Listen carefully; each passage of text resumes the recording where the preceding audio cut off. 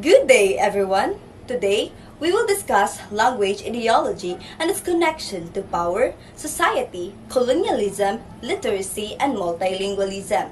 Our discussion is based on key ideas such as language ideology influences social relations and power structures. Distortion in ideology can legitimize domination. Language is not neutral. Literacy is culturally organized and historically grounded. Beliefs about real language have justified inequality. Let me begin by asking the author, why are ideologies of language important for social as well as linguistic analysis? Thank you, interlocutor. Language ideologies are important because they are not just about grammar or vocabulary. They shape how people understand identity, power, and social hierarchy. When certain ways of speaking are labeled as proper, educated, or civilized, those labels can justify inequality.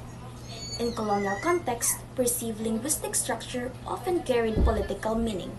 Colonizers used language beliefs to define who was fully human, educated, or worthy of rights.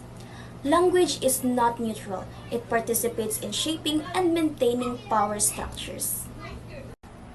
Good day, everyone.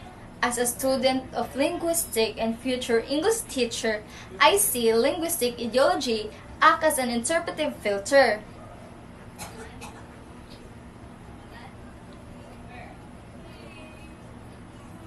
It shapes how we understand multilingualism.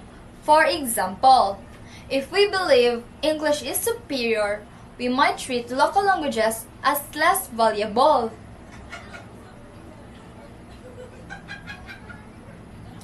In teaching this matter, literacy is not just a neutral skill, it is culturally organized and ideologically grounded.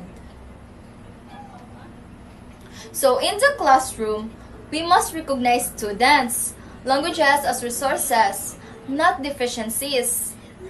So in classroom, we must recognize students' languages as resources, not deficiencies.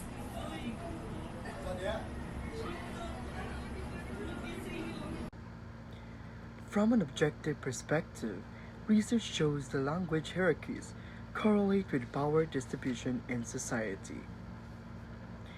Historically dominant groups institutionalize their language in education, law, and media. This increased access to economic and political power for speakers of that language. Data across colonial and post-colonial societies show that language policies often reinforce social satisfaction. Linguistic ideology contributes actively to shaping social structures rather than simply reflecting them. As an ordinary citizen, I notice this in real life.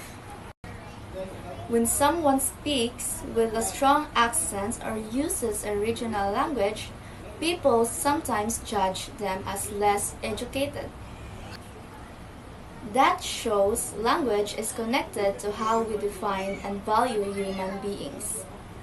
I didn't realize before that this belief could come from deeper ideologies linked to history and power.